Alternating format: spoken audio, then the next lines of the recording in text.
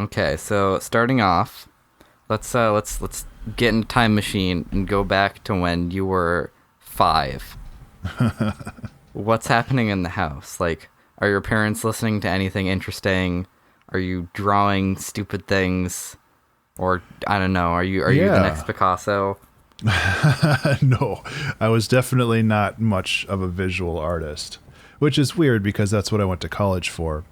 But Right. when I was little, my dad was very, and my dad still is deep into music, but he was into music. He was listening primarily to classical and jazz records, and that's pretty much what I grew up on, listening to basically music, like the more classical stuff, not contemporary 80s music or anything like that, but Real music. Yeah. Well, by older people's definition, yes, real music. So yeah, that's what I grew up listening to. It was really nice, and I'm sure I got a big appreciation of music from that. My dad was also a performer to some degree. Like he played some of the larger brass instruments like trombone and euphonium, and that's probably where I picked up some of that stuff as well. I played trombone in middle and high school. So Excellent. yeah, That's fun. yeah, it is. Did you guys have any computers yet? Because obviously that's one of your things now. I actually, not when I was 5, but my dad worked for Epson back in the day, so I did have an opportunity to mess around with some like laptops that were the size of a briefcase. They could barely play solitaire. But yeah, I had computers in the house from a pretty young age. Not when I was 5, but I remember probably, I don't know, 8 to 10. I think we had a Commodore 64. Like, we had a desktop computer in the house. It wasn't, terribly powerful, but it definitely allowed me to understand the basics of programming and a bunch of other stuff like that. I learned, well, I didn't really learn, but back in the day, like, you could get magazines that had essentially lines of code on them, and if you transcribed those into your basic software, then you would have a program. It's interesting about that, actually. Yeah.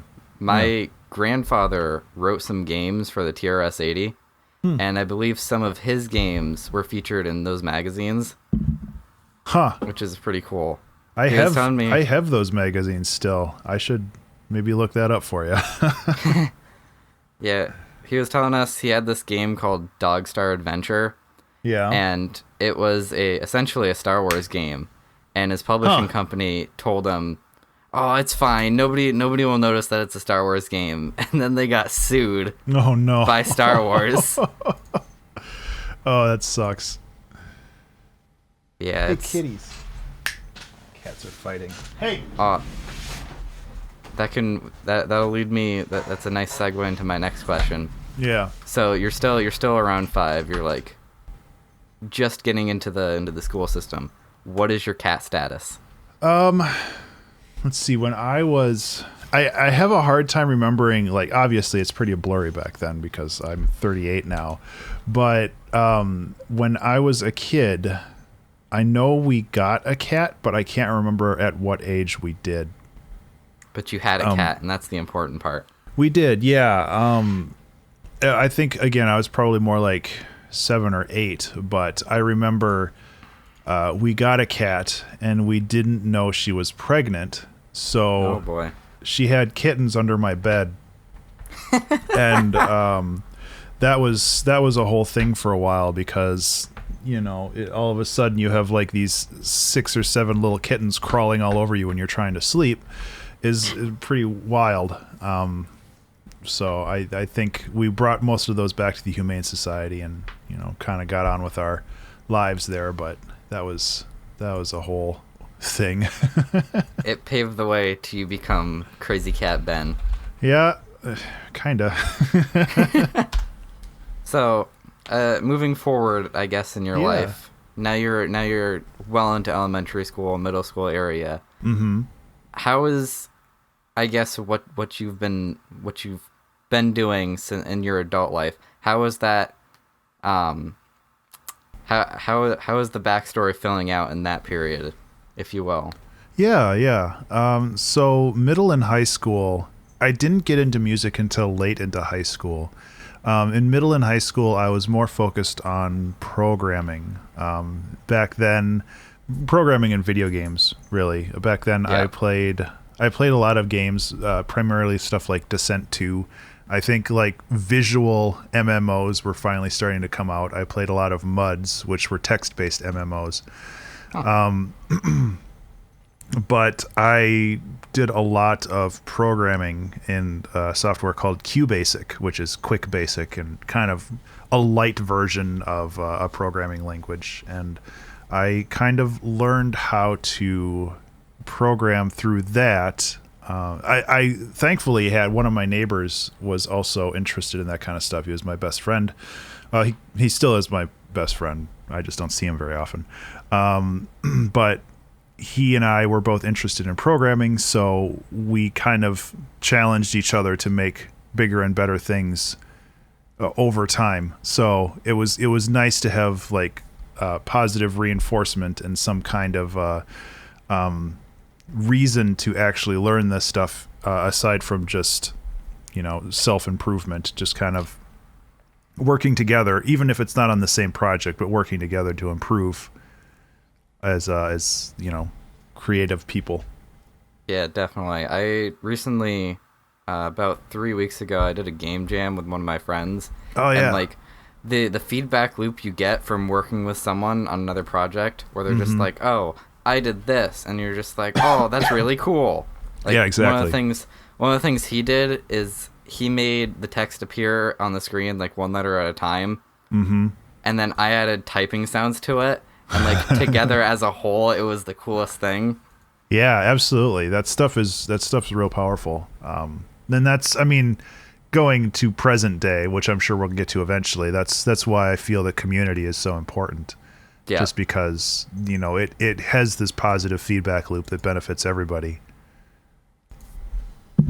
So, are there any super memorable bugs or issues or just programs in general? Like, is there anything you remember being really, really stuck on, and then the light bulb moment hit, and you're just like, finally, I can get this done?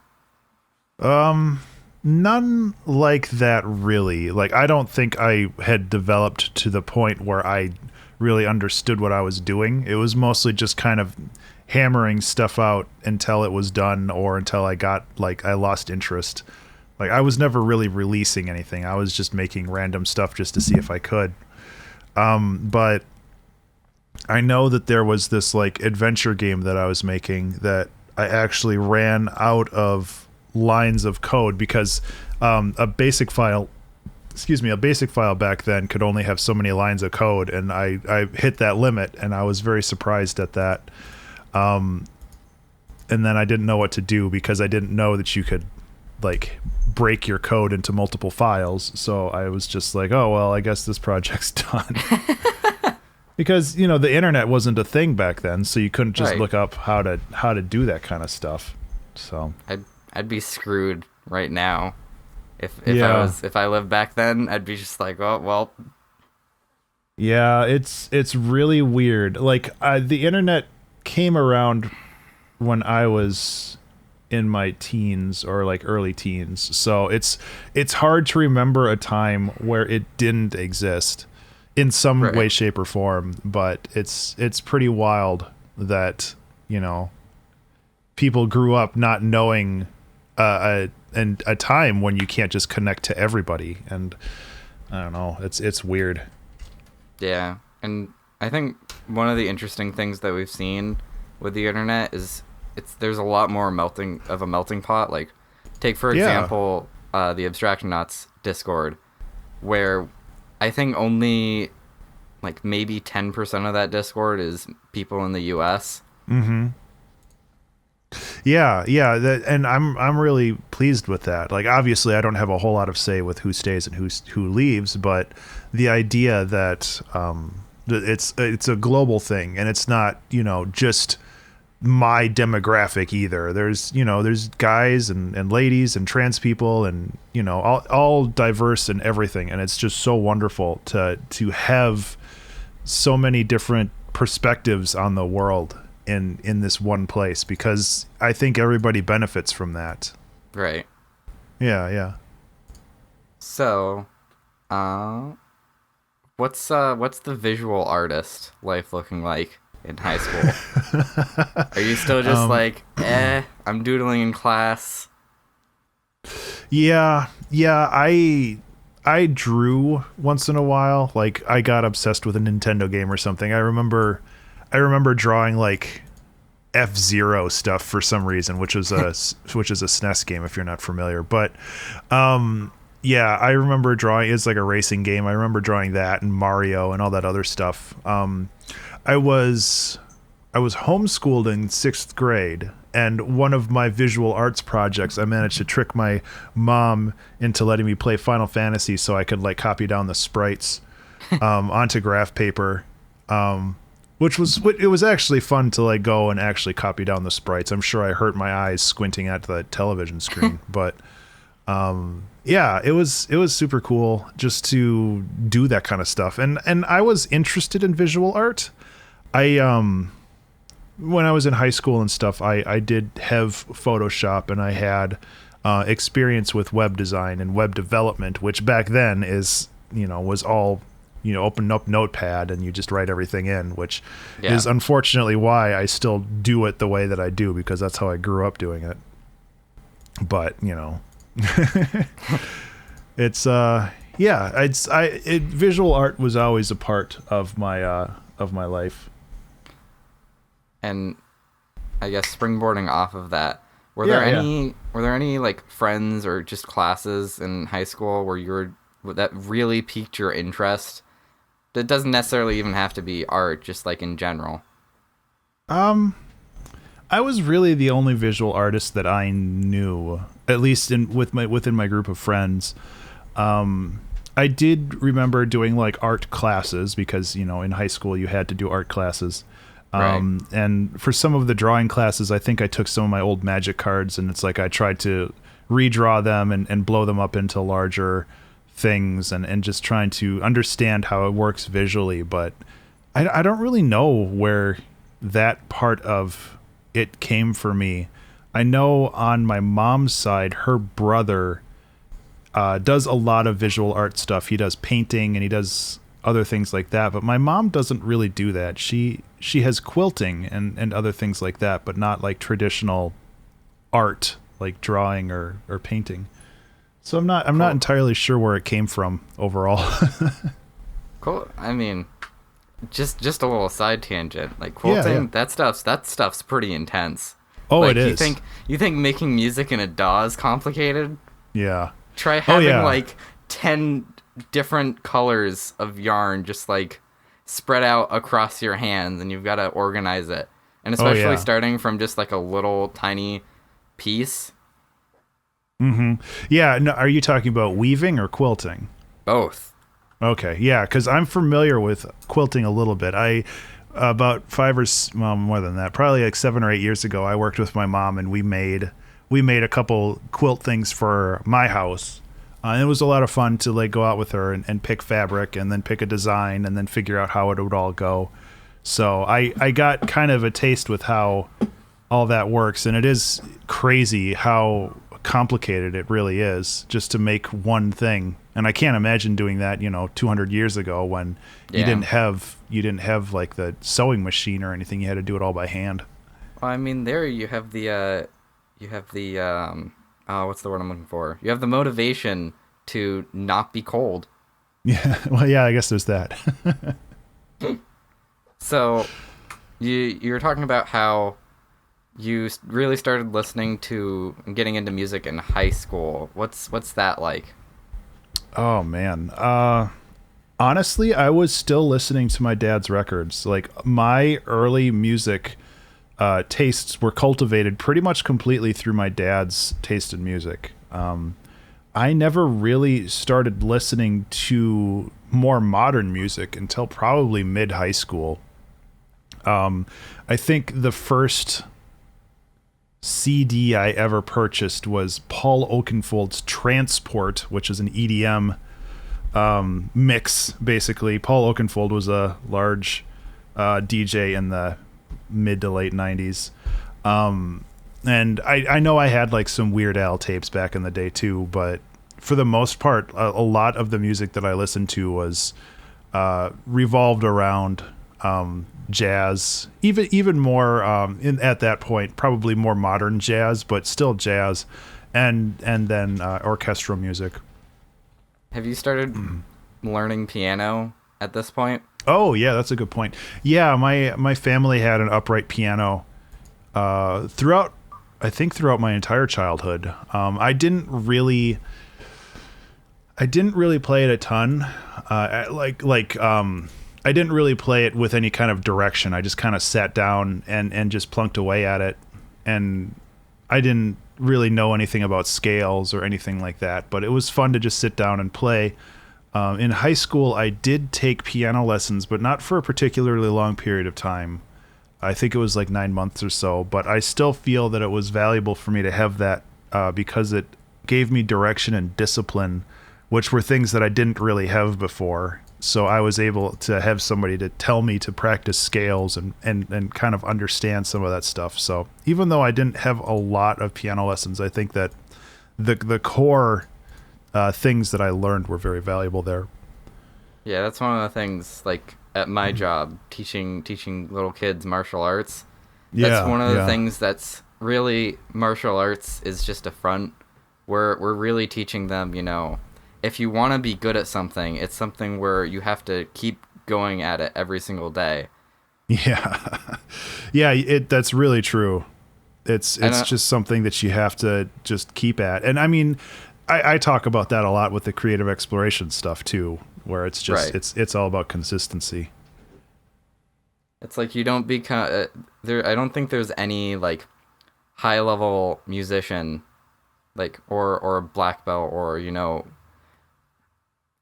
I mean, I don't think I can necessarily say this with visual art, but I don't think there's a single person in those fields that was like, how did I get here?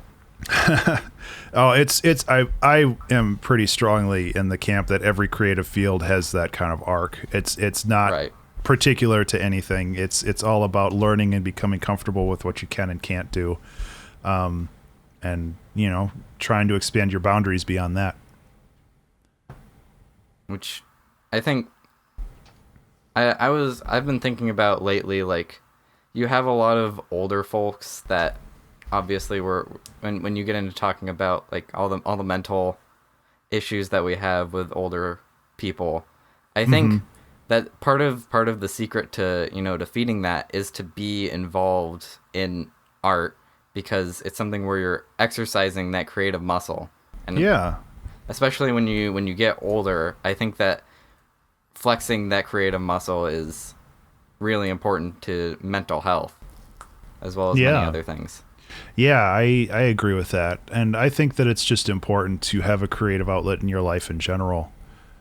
Just because it gives life a little bit more meaning and purpose, because otherwise, I mean, you're just gonna sit and watch TV or, just kind of not really do anything productive when necessarily like your physical activities kind of diminish as you get older for most people. And like still having like mental activities, I think, is really valuable to keep your mind sharp. Oh yeah. And I don't know how that reminded me of this, but what kind of writing were you doing, like, as a creative outlet, if you will? Like music-wise? Well, yeah, music-wise, and just, sitting down and writing a story. Was there any of that going on in high school? Not really. I've never been, or at least I've never really felt like I was a strong writer. I do enjoy writing, but I don't I didn't really jump into it that much. I know one of my assignments, like in senior English class, was to write basically kind of not really your life plan, but the way that you base your life like around. I think it was called like your ism or something, like how you based your life or how you focused your life on things and what you wanted to do with it. And I know that I talked a lot about creativity, and I think I talked about writing music for a living back then, but that was when I was listening to like new age piano and stuff like that. It's like, oh, I'll just make new age piano and I'll live in the mountains. And yeah, it's like it was a little bit of a lofty goal and not really a realistic one, but yeah, it's like when I did write, I probably wrote a lot about kind of the creative stuff. But primarily my outlets were more like visual and music. Okay. And that's a nice segue into my next question. So in senior year, I'm sure plenty of people are pressuring, "Oh, you got to go to college. You got to go to college." What did you want to go in for in your senior year of high school, or if you had like a little break in between, like you took a year break in between high school and college? What were you thinking about going into? It's hard. I know that back then I was bouncing between either being a visual artist or going into college for music. But in the end, I think I just decided that visual artists probably got more work, which is why I went to college for visual communication. Though I'm not really using that degree for anything, so yeah. So let's go to you're in college now. Yeah. Follow up to a previous question. What's your cat status now? Well, I wasn't in a dorm. My college had like apartments that they subletted out to us. So we didn't have pets. So I didn't have a cat there. I think my family, I think they still had the cat that I was growing up with because we got her when she was really little. And I think they also have a dog, a black lab named Shadow. So we did have pets, but I didn't see them very often. Okay. So you're in high school now. Yeah. Or not high school, you're in college now. Yeah. What were your first experiences like? Like, I've heard of a lot of people when they first get into college, it's like it's a complete game changer. They're just like, "Oh, I have to, go out to the store and buy food now. I have to do my own laundry." Yeah, there was some difficulty there. I definitely, even though I didn't travel too far away. I was basically on the other side of Minneapolis. Like my parents lived to the north, and I lived on the south side of Minneapolis. I was like a 45-minute drive away, but I still got really homesick. So I know that there was a lot of transition for probably the first couple months, just trying to get used to living with three strangers and kind of understanding how to, manage all of that. And I was never really a social kid, so I ended up kind of just spending a lot of time by myself. And thankfully, the college that I went to wasn't really big on frats or anything else like that. It was kind of, I think it would split into either radio broadcasting, visual communications, or culinary. So it was more or less kind of creative outlets for everybody that went there. But usually, like, the radio broadcasting people were a little bit more of the quote unquote jocks. And, there were still some kind of cliques that formed. And, I don't know. It was weird living with people because I tend to live generally pretty reserved, and I just kind of do my own thing without really worrying about anybody else around me. But when people wanted to have a party at the apartment or something like that, I didn't really deal with any of that. So it was a bit of a shift when it came to kind of understanding how like the dynamics of people worked, and I never really got the hang of it. I was there for, I think it was a year and a half overall. Okay. So now that you're in college, Yeah. obviously have you been writing music at this point? Yes. Okay, Yeah. so you've been writing music, you've been programming a little bit. How is that changing as you go into college and you have to, manage classes as well as taking care of yourself, as well as having your hobbies? Yeah, at that point, I didn't do as much programming because my buddy, who I grew up with, kind of moved in his own direction for a while.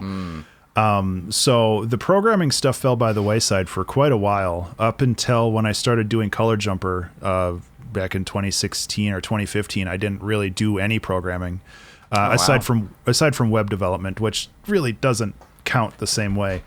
But with music, that was pretty much my outlet. I tended to work on whatever kind of came my way, just whatever inspiration struck. And that actually started in about 1998, I think, when I started writing music. So that was my sophomore year in high school. And essentially what happened was at the end of every year, I just kind of compiled all of that music into a tape or a CD, depending on what era we're in. And I gave those out as Christmas presents because I didn't have a whole lot of money to go buy presents. So I tended to just do that. Which was kind of a neat way, not only for me to like share what I've been doing, but also to have kind of a retrospective of what I did over the year, and that's where that Bandcamp album came from that had all my old stuff in it, which for some reason I can't remember the name of now. Are there any particular moments you remember in especially those tapes where you look back on and you see, I'm sure you see, oh, that was stupid, why did I ever do that? And were there any moments that you look back on as, I guess, watershed moments for you musically, where you had a revelation, I guess, on how things work? Oh, that's hard. Yeah and no. Like, a lot of what I did was essentially just fumbling around in the dark. I didn't understand music theory until much later. So a lot of what I did was either inspired by stuff that I was listening to, or just kind of doing something that sounded cool and then trying to build something else around that into a song. And most of the time that worked, because I still feel that music and most creative outlets are pretty modular when it comes to making things. Like, you have to try pretty hard to make it sound really bad sometimes. So it's like, once you have the good idea, it's kind of just building around that.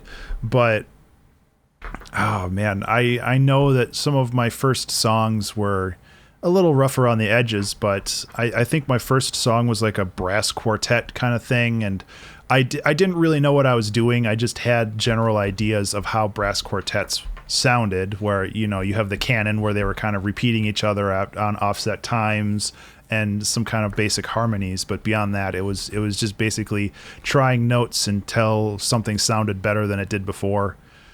As far as songs that really made me feel like I was doing something, I think when I was a senior in high school, I wrote a song called Sunday Evening, which I actually wrote it on sheet music. And I think I've shared this on stream once or twice, where it's essentially a piano solo, but it was something that I actually wrote on sheet music and then performed, which was pretty cool. And I kind of felt like more of a musician through that than anything else back in those times. But when I was in college, I just kind of used it as an outlet and just a kind of a way to get in my own world and not really worry as much about, what's going on in the apartment or anything else in my life. What sort of programs did you use back in the day? So I started writing music on a piece of software called Noteworthy Composer, which essentially was sheet music input. So you would basically write it in as sheet music, and then that sheet music would translate to MIDI and then play it back to you. So that was what I used to write music probably up until 2001 or so, where I moved to Cakewalk Pro Audio, which is more of a traditional DAW where it allows you to, I think that allowed samples. It might have still been just MIDI, but it was more like with a piano roll, and you get the multiple layers and that kind of stuff. So after Cakewalk, it was FL Studio, and then it was Ableton. So it was a pretty direct leap to where I am today when it comes to software, which is kind of wild because I've been doing this for so long. Yeah. So I have an interesting question. Yeah. So I sort of see your writing style musically in a very layering way, where a lot of times you'll start off with an idea and then you'll just keep building onto that idea until it's a really, really solid, strong idea. Is there is this something you used to do? Like with the brass quartet thing? Well, did you used to start off with the canon and then just really, really build on that and then work on the next part of the song? Yeah, I honestly can't remember, but I do know what you're saying. It's definitely the way that I've written is more procedurally based than something where I go in with an idea, where I basically find something and then I just build off of that rather than starting with something in particular, like knowing how I want the song to go, like chord progression wise or something like that. And I've always written like that, where I basically start at the start and then I finish at the end, and then I just kind of clean things up and then I'm done. And I know some people like to start in the middle and work outwards, or they have kind of the whole thing planned out before they even start, and it's mostly just kind of the mechanical parts of putting in the notes. But I've found that keeping the process fluid and dynamic for me is one of the best ways for me to express the work that I do. It's interesting that you say that, because the first association I get with my mind is there's this guy on YouTube. He does a bunch of videos on D&D. Yeah. And one of the things that he does when he creates characters is when you roll 40, he does the roll 46 and then take off the lowest number. Yeah. And he has them do it per stat. So like the first roll is going to be your strength. And the way he has it set up is you're discovering the character as you're playing it. And I sort of see that with you writing songs. You start off with the bass, like whether it's a melody or a chord progression, and then you're discovering that song as you're writing it. Yeah. Yeah. I like that way of putting it, because, and I mean, there's that, who was it, Michelangelo or something, where it's like the sculpture's already in the block of marble. You just need to excavate the parts that don't belong there.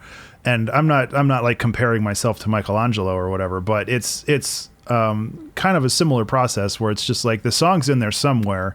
You just need to find your way there. And especially once you find that one idea, things tend to coalesce around it, where it's just like, well, if I have this, then it would only make sense to add this and this, and, you know, doing all these other things. And I guess that's kind of how you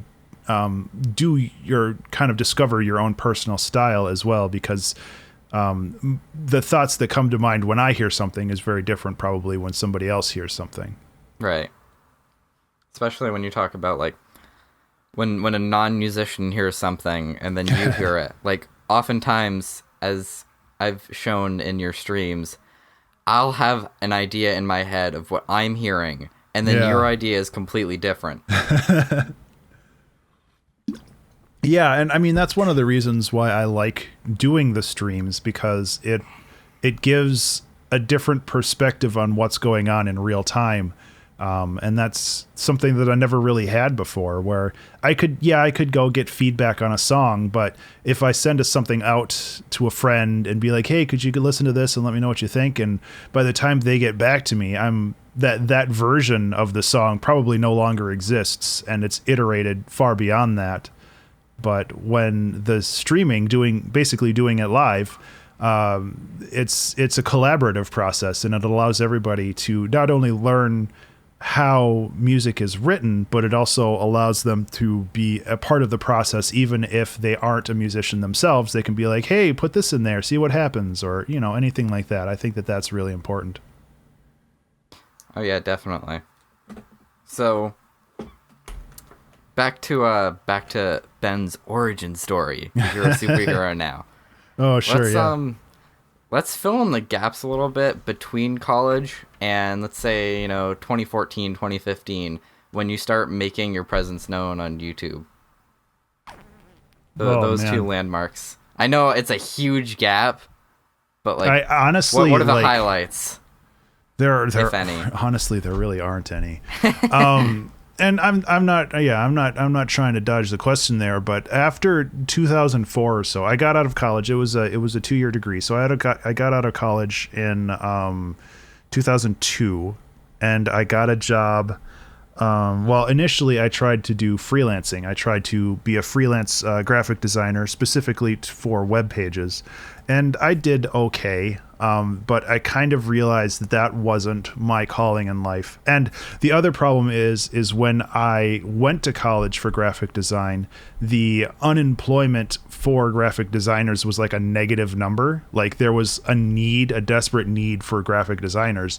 And when I had gotten out, when I graduated, that had already kind of been filled, because other people had the same idea I did. So it was kind of hard to find work too. And I didn't really feel like that was my calling just in general. I still find that the education that I had is really valuable for my current kind of YouTube and everything else, just because having those skills is really valuable when you're just throwing something together for yourself. But yeah, after that, like I still wrote music, but I got wrapped up in work.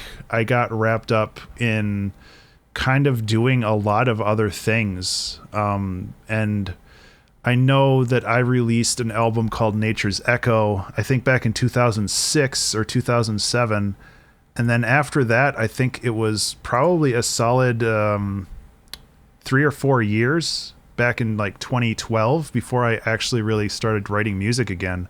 I think part of this was in part due to being in relationships that I didn't really know what to do in there, and not necessarily positive relationships either. They were kind of self-destructive in a lot of ways, but I just like music and other creative outlets like that weren't the forefront of my mind at the time. I was working, I got a job, one of the first paying like jobs that I got was making e-learning modules for a tech company.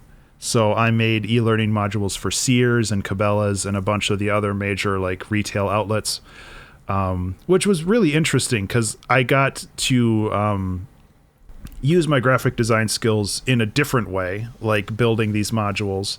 And I also learned how to build instructional design modules and kind of present that stuff in a way that was logically comprehensible to people who don't really understand how things worked, which was interesting. Like you can teach somebody how to sell a washing machine in a lot of different ways, and it's finding the right way to kind of just understand that, the person you're talking to, the customer, still has to, want to buy it. Even if they need one, they still have to want to buy it. And there was a lot of really interesting things that I picked up through that. Let's see. You said up to 2014, huh? Yeah. After, no, it's all good. I'm just trying to think here. I think when I bought my house in 2000, I think it was 2006 or 2007, That was a big shift in my life in general. Within probably 6 months or so, I had moved. I had changed jobs. I quit my job and I got another job working with another e-learning thing, but this time I was doing e-learning for a healthcare company. And I also had broken up with my first girlfriend, who was at that point my fiance. So that was pretty rough too. Oof. So a lot of things had changed all at the same time. And I think that's kind of when I started getting back into music in general. Just because, again, I wasn't in a toxic relationship and I actually had some mental bandwidth to try doing music again. But the e-learning at the healthcare company was pretty stressful because I was essentially their entire e-learning department. So I had a lot to do. But after a while, I kind of did all of that, and it was mostly automated. And then I got kind of bored there. Let's see. Yeah. What's up? From the e-learning thing, did you learn anything for yourself that, or, well, let me rephrase the question. Since with the e-learning thing, you're basically, teaching people how to do stuff. Yeah. Is there anything you took away from that helped you grow as something that helped you learn how to learn, if that makes sense? Yeah. I think it's really valuable to kind of put yourself in somebody else's shoes when you're trying to explain something. And I got a lot of skills from that, because especially for healthcare technology, like one of the e-learning modules that I had to do, create from scratch, was how do you use a mouse? Because some of these nurses were probably 60 or 65 or 70 years old, and they had never really used a computer. And when the hospital comes in being like, this is the new system that you're going to use now to enter your data, like they had to learn all of this stuff. And I mean, that's scary as hell. Mm-hmm. But just kind of being able to think and put yourself in their shoes and be like, okay, how do you hold a mouse? How do you move a mouse? What are the buttons at the top do? And just kind of go down the list. And it was a really interesting challenge just in general to figure out how to teach kind of the basics early on, so they were self-sufficient to get through the module, so somebody wasn't just standing over them clicking the buttons for next for them. So it was really interesting to try to kind of do that. And it was a difficult project, but a really valuable one for me as well, because it helped me learn how to teach people. And I found a lot of value in that kind of teaching and helping people as well, which I did translate into my YouTube stuff and pretty much everywhere else. Yeah, I was about to say, I wonder how much impact that had on your Family Tracker series, which we're kind of getting ahead of ourselves. Yeah.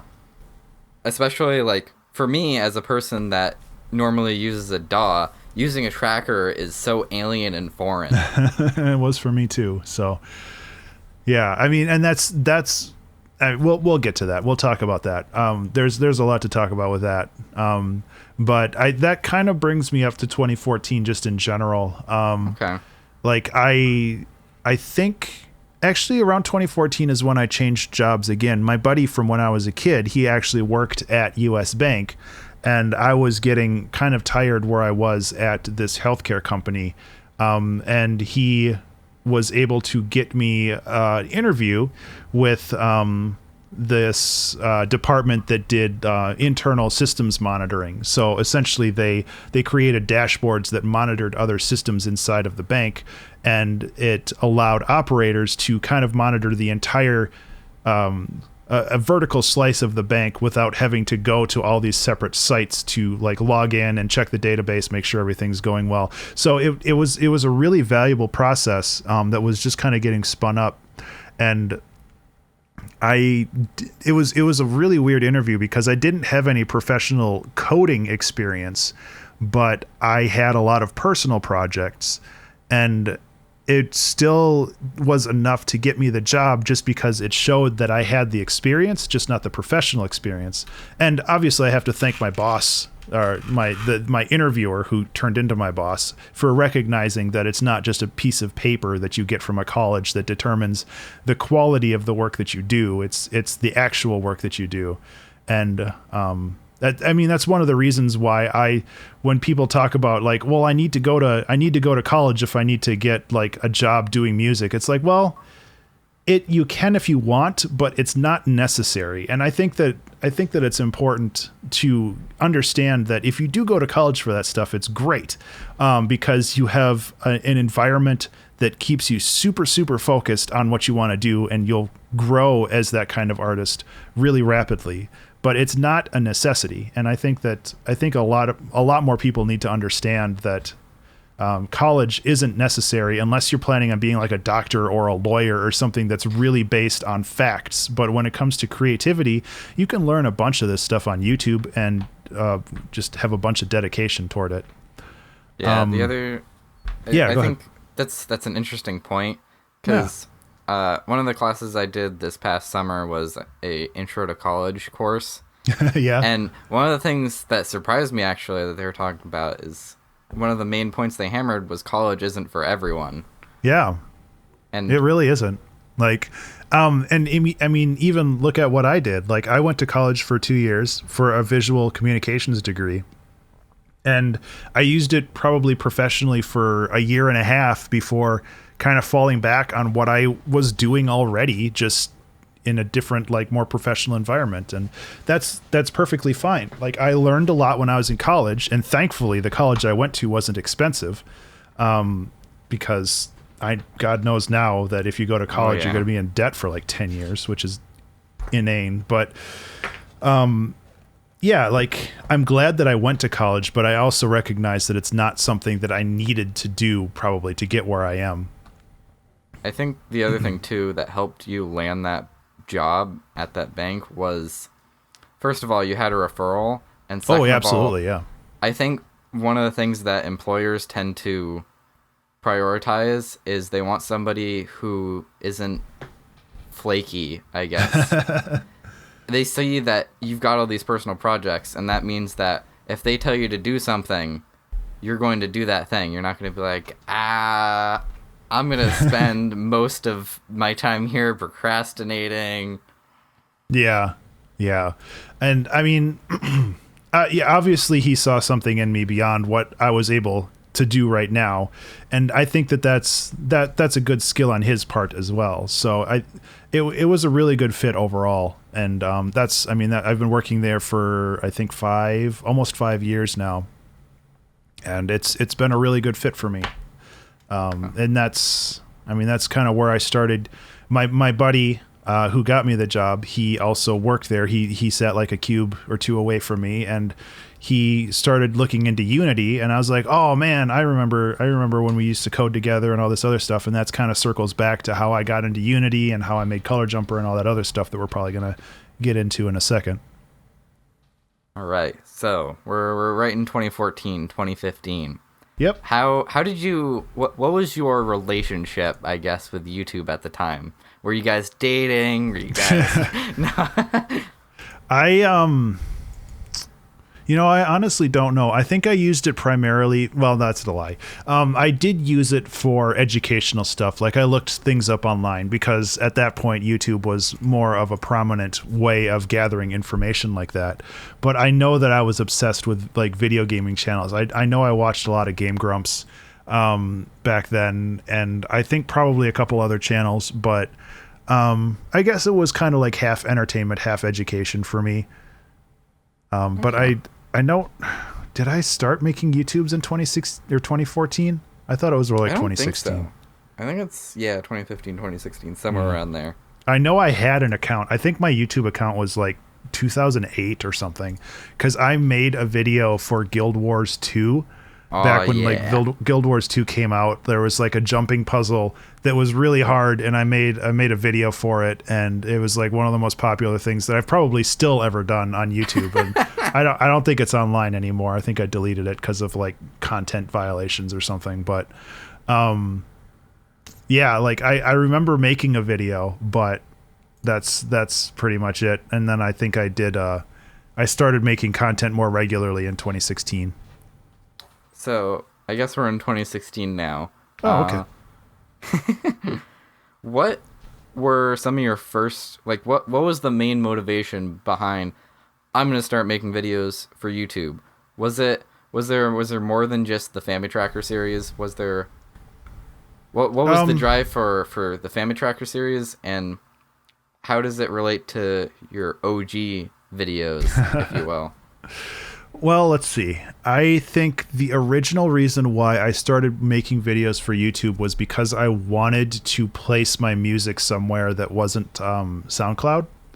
And I still had a SoundCloud account back then, and I don't really hate SoundCloud. I just don't like to use it. But I wanted another place to post those just because I thought that it would help get me exposure.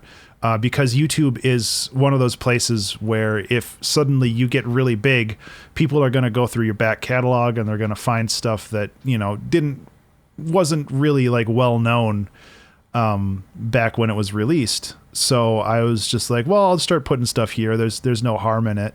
And that's kind of how I started using YouTube again.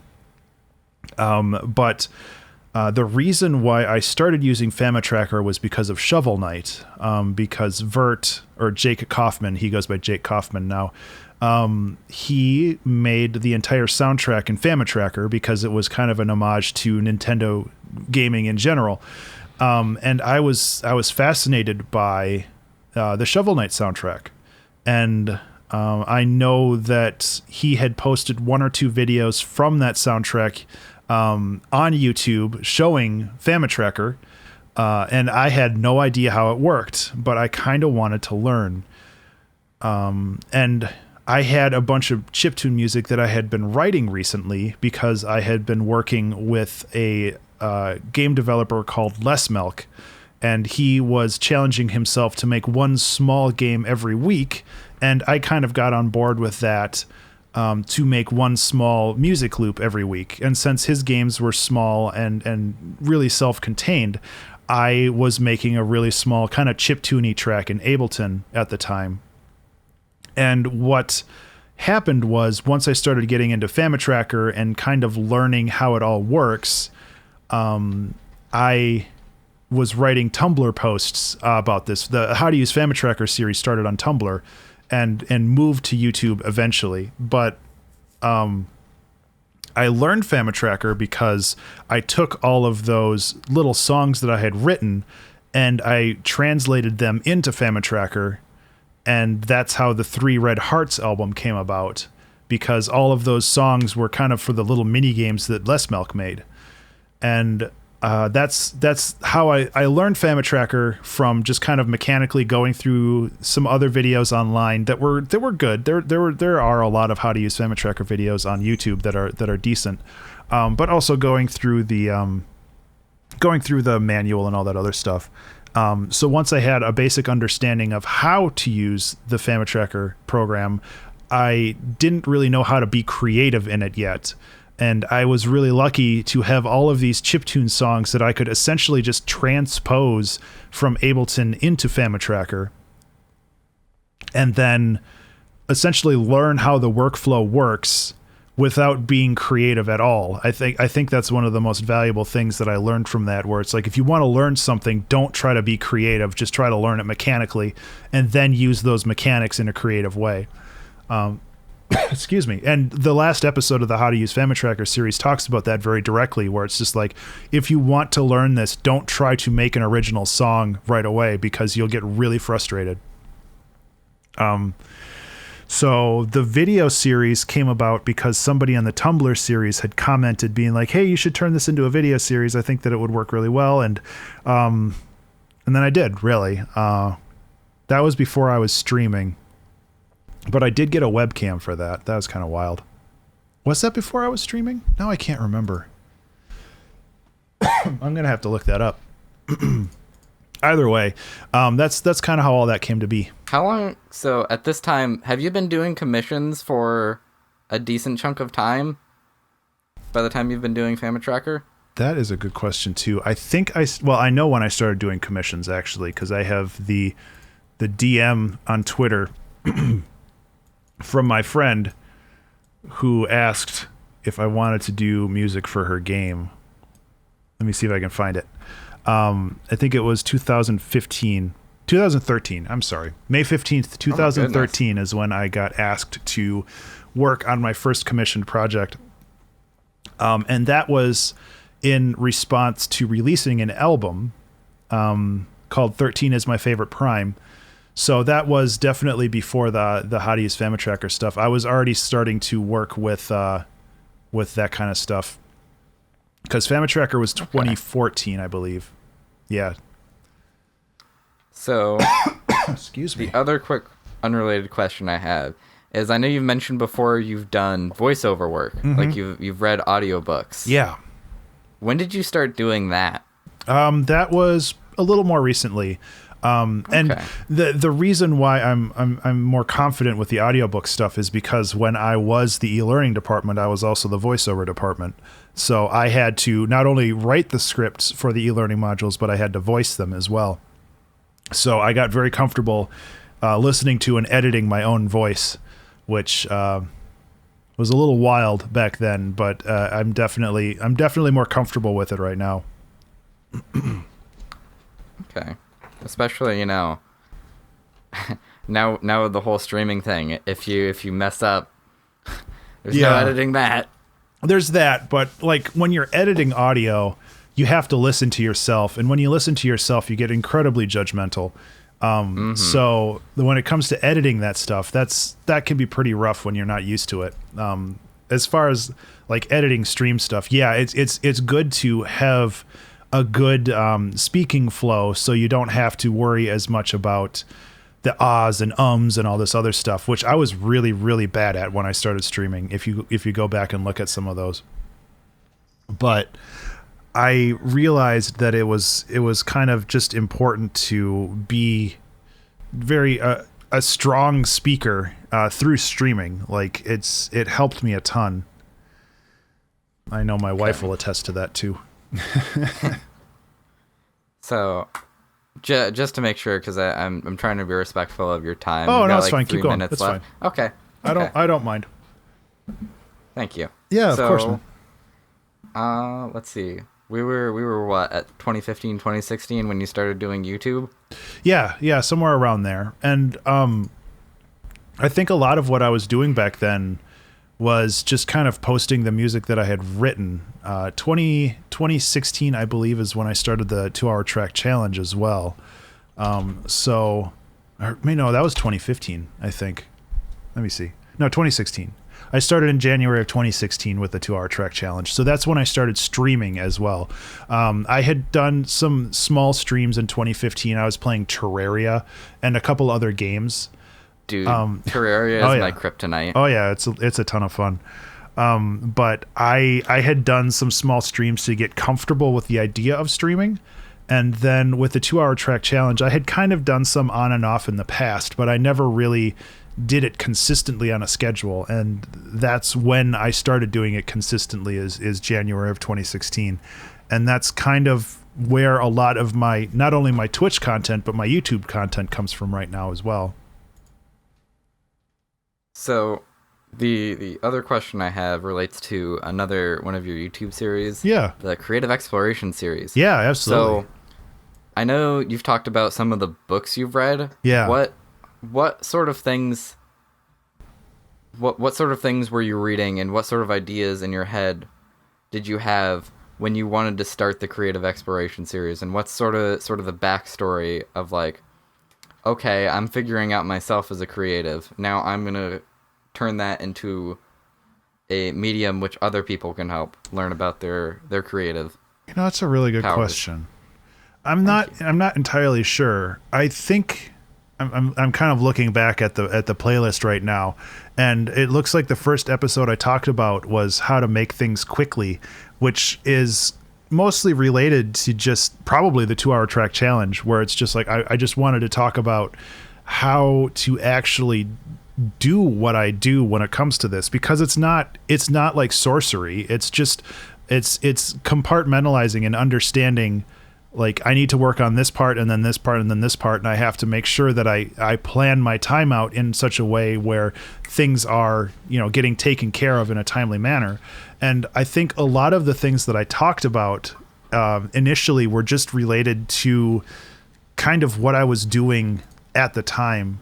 And I also feel that a lot of the creative exploration stuff is mostly just me talking to myself, just being like, hey, Ben, get your crap together. Because a lot of the time I was still kind of struggling with this stuff too. And sometimes I was reading a book and I got an idea or inspiration off of that. Or sometimes I just had a brainwave and I'm just like, that kind of makes sense. I can talk about that. So it's not really any book in particular, but there are a lot of books out there that I read that kind of talked about being, more creatively open and making sure that you manage your time well, and just kind of understanding creative on a more fundamental level. And I think that it was really important for me to voice my thoughts on that, even if those thoughts were just being voiced for myself.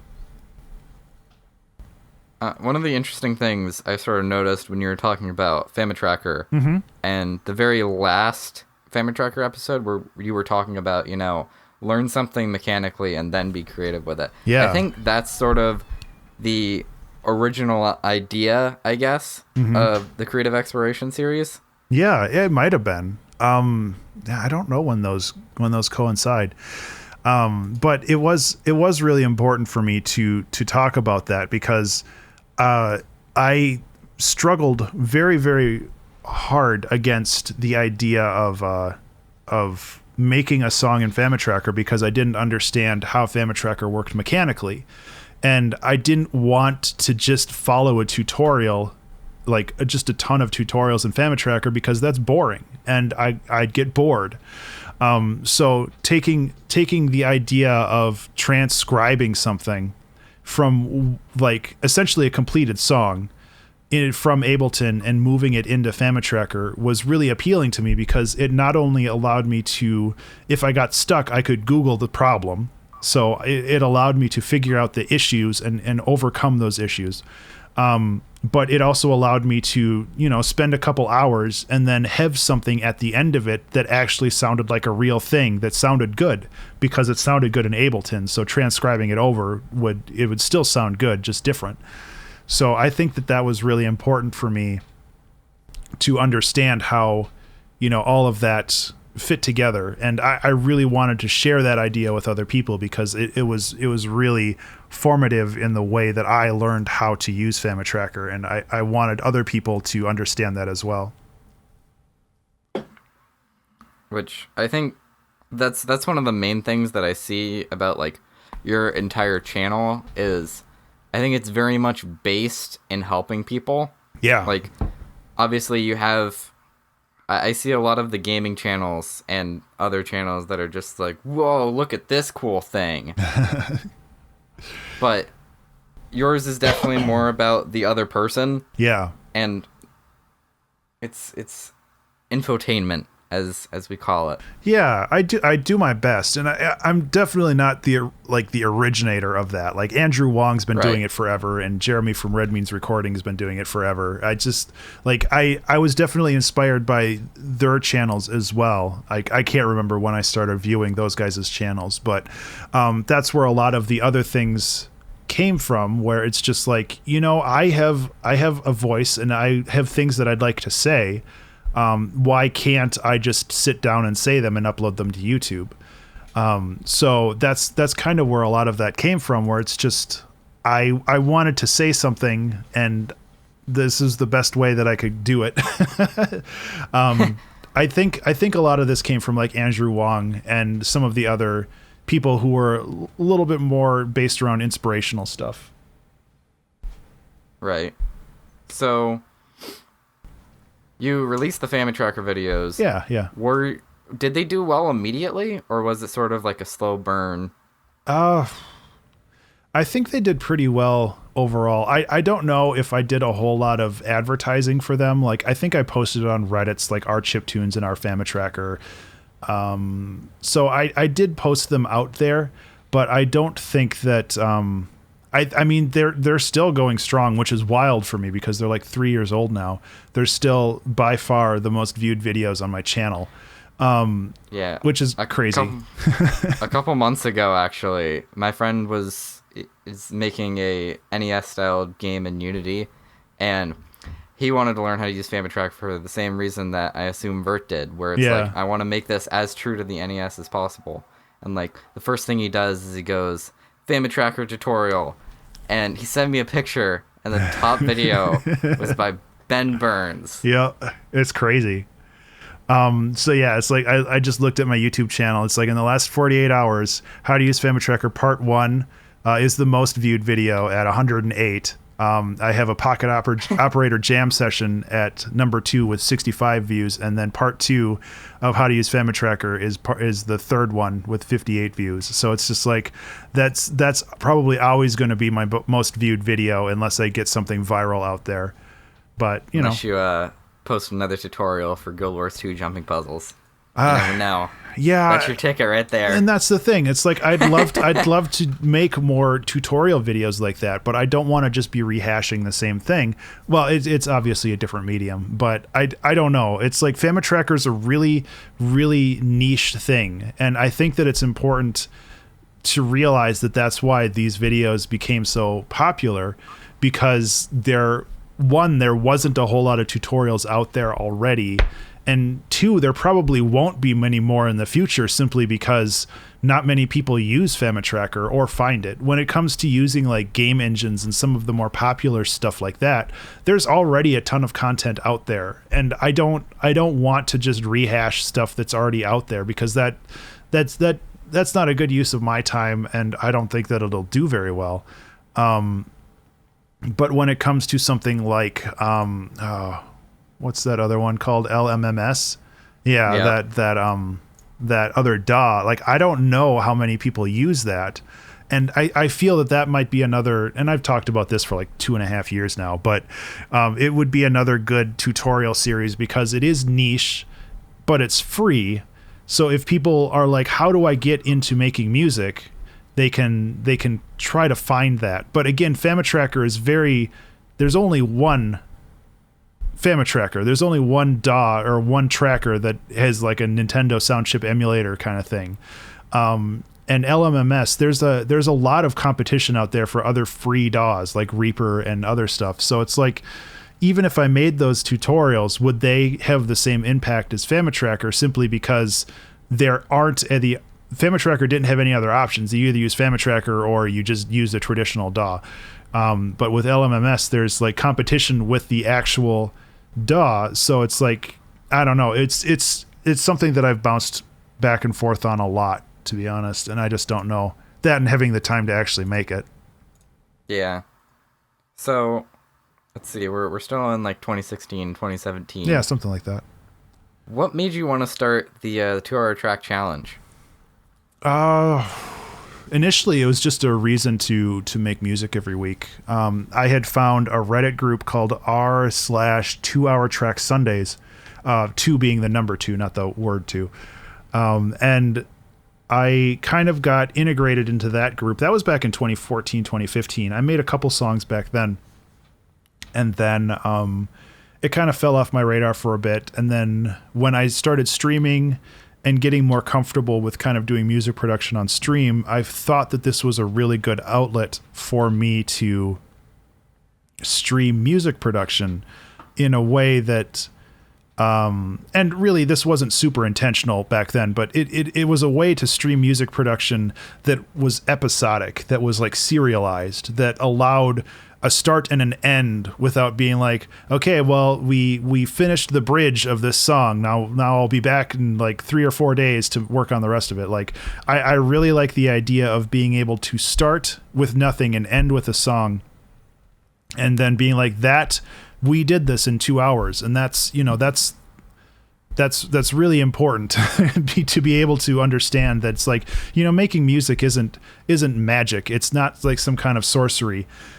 Just the same thing with like Bob Ross paintings, and Bob Ross is a huge inspiration for me in general. Oh, but like Bob Ross was really good at kind of helping people understand that you don't have to be a wizard to paint really, really beautiful and interesting things. Like, you have to understand how like a particular brushstroke would translate visually onto the canvas.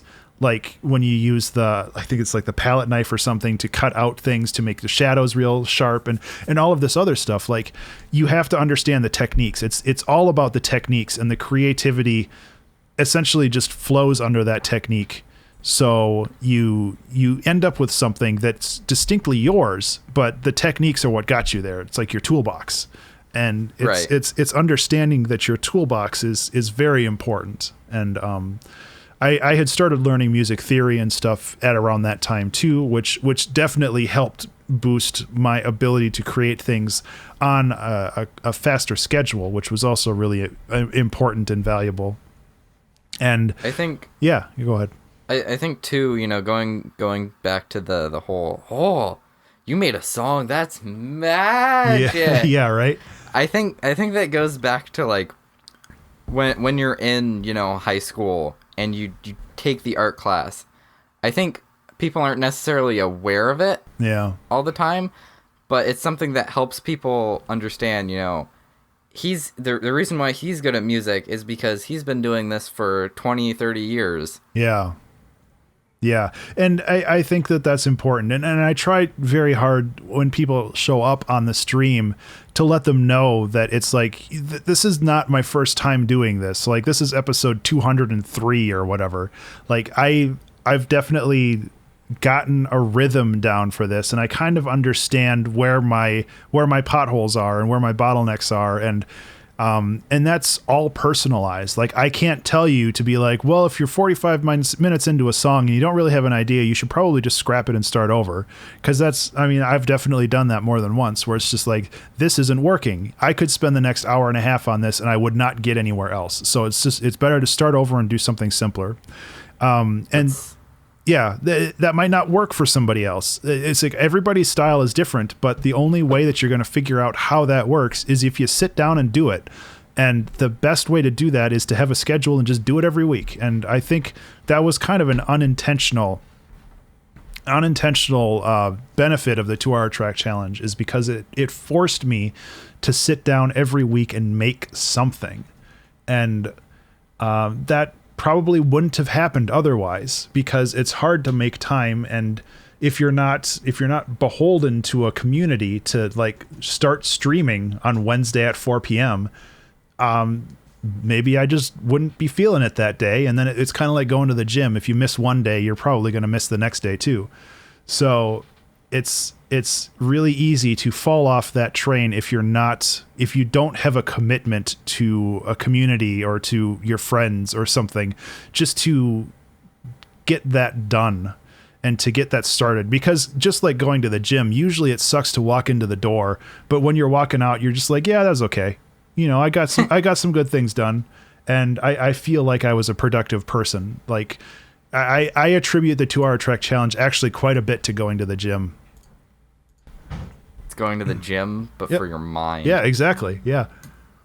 The other benefit I see for on the outside looking in, to the streams, is it shows failure. Oh yeah. But it doesn't show it in a destructive way. Yeah. Like, it doesn't say most of the time. We see like when we see you have a brain fart or whatever, or a bad idea, it shows it in a way that it's fixable, right?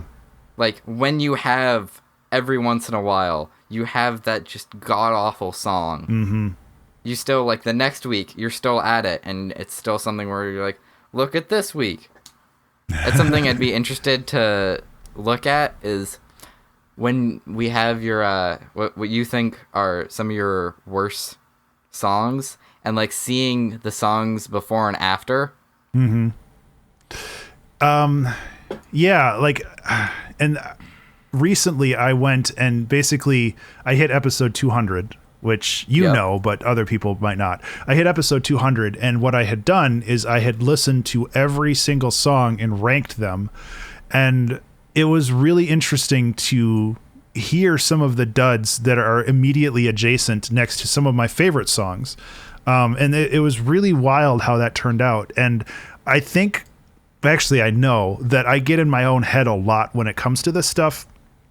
And there comes a point where I'm just like, oh, last week was pretty good, so I'm going to make it better. And then, oh man, this week was great, I'm going to make next week's even better.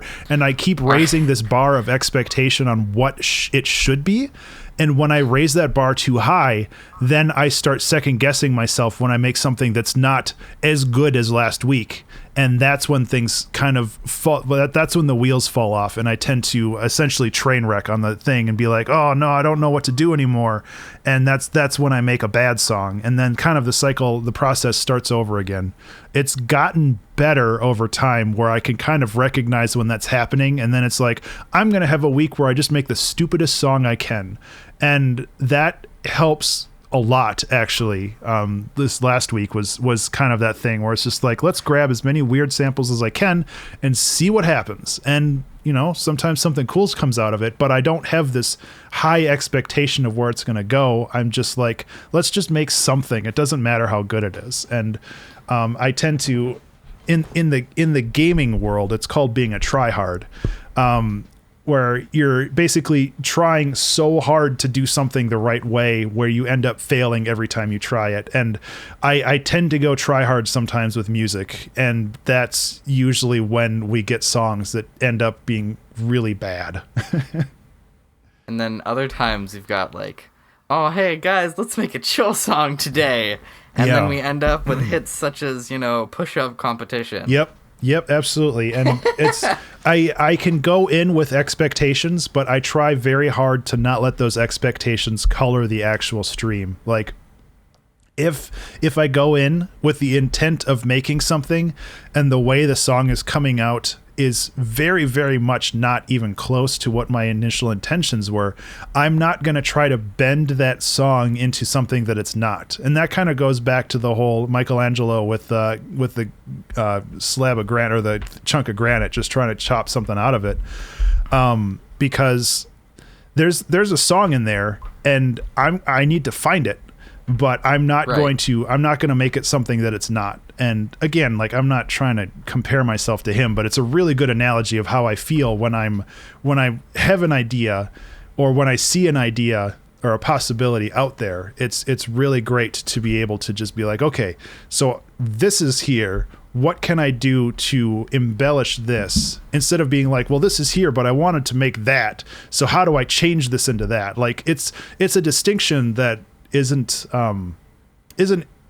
obvious immediately, but it's really, really important to just kind of to go with the flow, and the flow state is something that people talk about related to creativity a lot, and that's Right. important. I think one of the other interesting things about it too, we're talking about, I used the analogy earlier, you're discovering your song. Yeah. I've also heard people say, if we had a powerful enough computer, we could make every song in existence in, like a 3-minute MP3 file, and have every single possible transient and every single possible sound wave. Yeah. And, we'd have 3 billion songs. But it's something where you're hearing those songs and you're sort of plucking them out of the ether, as he puts it. Yeah, and that comes down to just personal experience and whatever your personal style is too, because again, if I hear something, I think one thing, and if you hear the same thing, you'd probably think something very different. And I think that that's wonderful. And I've talked about this before, but the reason why my band name is Abstraction is because that's literally what music is. It's an abstraction of sound. What I hear is very different from what you hear. And it's incredibly fascinating to me, the idea of that, where I can see one thing when I listen to music and you see something completely different, because it's all based upon your prior experience and your memories and everything else. I think that it's really, really cool that that's how music works. Yeah, that's one of the things, one of the things that I'm doing this interview for is for an English composition class. Yeah. And one of the things we've been assigned to do is we're reading snippets of essays and we're reading poetry, and then we're sort of discussing them. Huh. Yeah. And it's interesting to, read everybody's responses. Like, there's this one guy, we were looking at this essay by Maya Angelou, who's this civil rights woman. And he was talking about so the phrasing of her words, which I didn't pick up on until, I read his thing. He's talking about it being using words in a biblical sense, like comparing things to angels and devils. And it's interesting to have this think tank, with any form of art, where you're collectively coming together to form an opinion. I don't necessarily want to say form an opinion, but like take into account all the different perspectives, like we were talking about earlier with the community. But absolutely. So, moving on from the 2-hour track challenge. Sure. How we're going forward in time more rather than moving on. So, at what point? What was the viewer count? Like, I don't want to, put viewer count as like, oh, look, I have, 200 viewers. Like, when did you start noticing that people were interested in what you were doing? Initially, I think the 2-hour track challenge, it had probably 2 to 4 viewers per episode. So there was usually somebody there. Sometimes it was really slow. And that's okay. Like, I didn't do this for the viewer count or anything else. Like, I did it because it was a personal challenge on my own. And I think that's important as well, where it's like, I didn't go into this whole thing being like, well, this is going to make me famous, which, it hasn't really, but it was something that allowed me to express myself in a way. And it allowed me to broadcast that as well through Twitch. And I think that it was really important for me to be able to have that way of broadcasting myself. So it started really slow, and a lot of it was just kind of my friends and some of my family, but mostly my friends, just kind of popping in and saying hi, and then either hanging out for a bit or leaving. But now lately, it seems to average more around the 8 to 12 region, which again is still, compared to larger streamers, really small. But it's really good to get more feedback from people as the song is being made, because that allows more, creativity to happen just in general.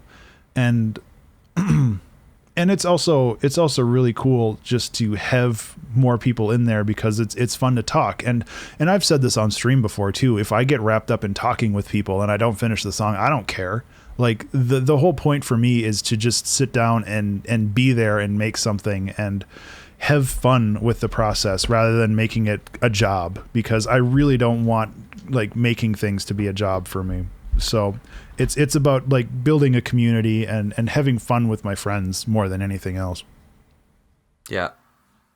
So around the same time as, we're 2016, 2017 area, I would assume this is where you started working on Color Jumper. Yeah. Yeah. Color Jumper started in 2015. Were there any games that you made before this? Like, in Unity? No. Like any dumb stupid? No. Okay, so Color Jumper was your first game, and you're just like, it was. I don't know how to use Unity or C#, but I'm gonna learn. That is exactly what it was. I think I made like a couple little proof of concepts, but I never really had made a game in Unity, like one that was like could be considered a game. So yeah, like I started learning C#, and then I started learning some basic, like, Color Jumper is not a visually complex game anyway, so making the art assets for it wasn't terribly difficult. But I do think, however, Color Jumper, it does have a very strong art style. Oh yeah, the art style is intentional, but the art style is that way because of kind of the limitations of what I knew at the time. So even though the art style is intentionally kind of visually abstract, it's also, it doesn't really get conveyed that way when people look at it. It's like, oh, this looks dumb. Well, not dumb, but simple. And you know, that I have mixed feelings about that. That gets more into the artist part of it, where it's like, you don't understand my art, and it's just like, well, you know, it's not my job to convince people to understand my art. Like if they look at it and think it looks simple, that's them. That's not me. So, but yeah, like I basically used Color Jumper as a way to learn how to make games in Unity. And I thought it would take 6 months, and it took 2 years, which, you know, is not out of the ordinary for game development. At least you weren't, you know, spending $1 million getting it featured at E3. Yeah, I mean, Look, guys, my game's coming out in December. Yeah, and then it doesn't come out for another 2 years. Ugh. Well, I mean, that's definitely happened before, but And I mean, I did, when the game did have a public demo. When the game had a public demo, I did bring it to MagFest in 2017. I brought it to MagFest, and then it was released at the end of 2017. And I think in 2018 I brought it to MagFest again. These were just kind of like small. I didn't rent a booth. MagFest has a kind of an open area where you can reserve a spot. And I basically just set up my laptops there, and I just got to talk to people, and it was a lot of fun. I did my best to advertise the game, and I don't really know if it helped a whole lot, but I know it's all a learning experience. One of the problems that I have is I'm really stubborn when it comes to this stuff. So it's like I didn't think, or I didn't want to hire somebody to help market the game for me. So it kind of languished on that front, simply because there was nobody knew it existed, and everybody who plays it seems to have a good time, or at least everybody who talks to me says they have a good time with it. Ben, it's the Dark Souls of platformers. Yeah. It's so hard. Well, it is a very difficult game, and that was inspired by other difficult games like Super Meat Boy, and I think Celeste came out around the same time. And like all of those games really inspired me to make Color Jumper. But I feel that it's unique. It has a very unique execution when it comes to how the game is played, and I think that I'm still really proud of it, even if it didn't, if it didn't make me $1 million. I'm still really proud of what I did. So yeah. For Babby's first game, I've made much worse. Oh yeah. Everybody could do a lot worse than that. And I mean, I do have the benefit of having programming experience. It's not like I was coming into all of this blind, but I was just learning a new framework. I was just learning Unity, and I was learning a new programming language, which is C#, which was definitely hurdles to overcome, but it's not like I was learning how to program. I was just learning the language of how to use, this. So it's not as bad as it sounds. It's not like I was, writing symphonies at 6 years old. Wait, you mean you weren't? No.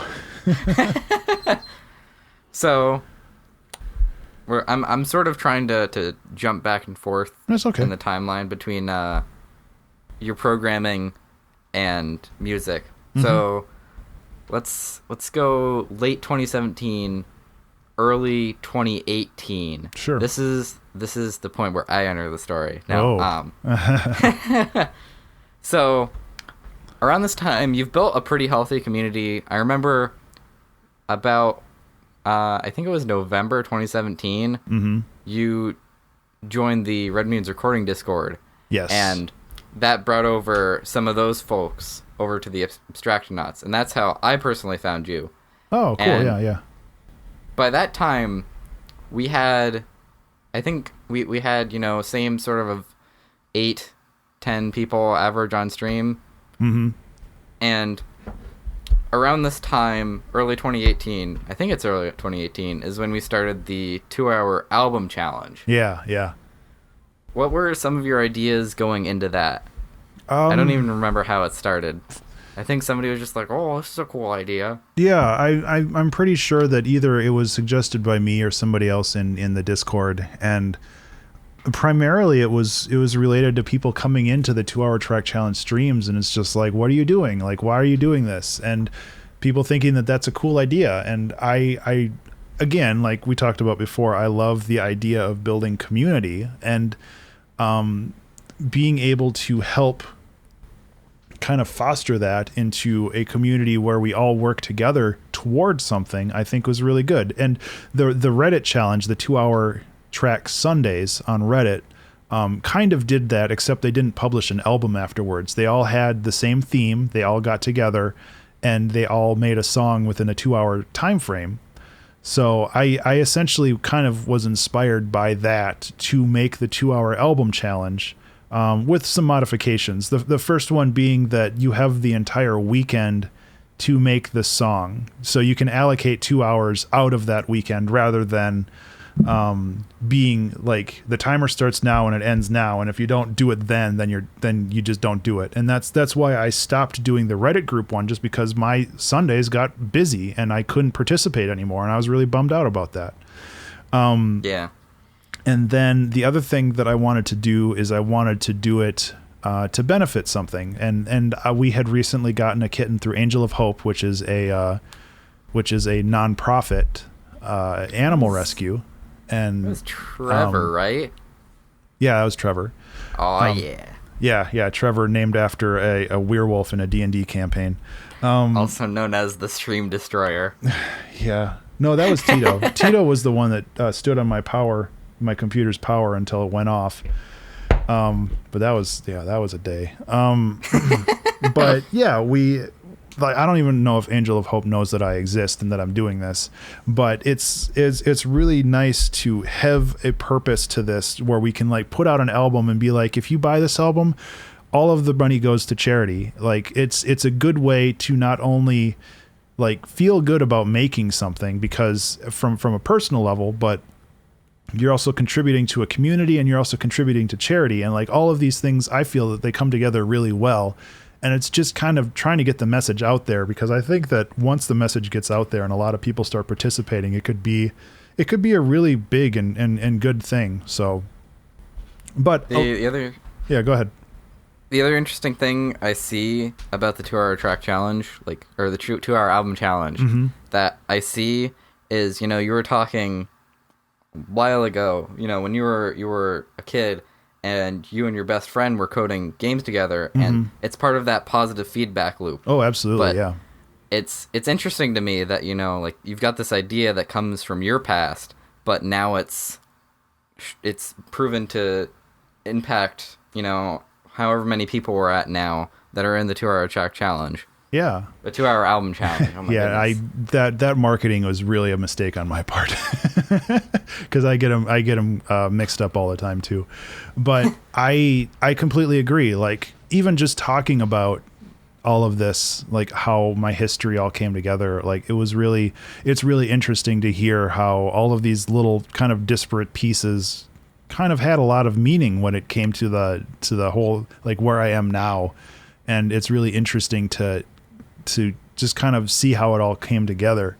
But yeah, like the sense of community and building a community and understanding that, a positive feedback loop like that is important, especially when it comes to people who are just starting out with music production, where it's just like some people in 2 hours, they can make 20 or 30 seconds of music, and that's perfectly okay. Like as long as you sit down and you like try and you do something, that's the important part. And that's really what I learned from doing the 2-hour track challenge in general. It's like, it's not necessarily the result. It's just showing up and doing the work is the important part, because sometimes it works and sometimes it doesn't.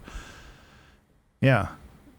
The other really interesting thing I see with the 2-hour album challenge is when we have the listening party streams, and that sort of defeats, at least for a short period of time, that voice in your head that's just like, oh, your art sucks, or whatever. Because I don't think there's ever been a song during the listening party where somebody where there was nobody in chat that was just like, nah, dude, this song sucks. Well, and I think that's really important, and that positive feedback is incredibly valuable to people who are just starting out too. And I want, that's a really good point, and I wanted to recognize that. The Reddit group actually did a listening party at the end of their 2 hours as well. But what they did is they tended to vote on the best song, and that caused a lot of problem.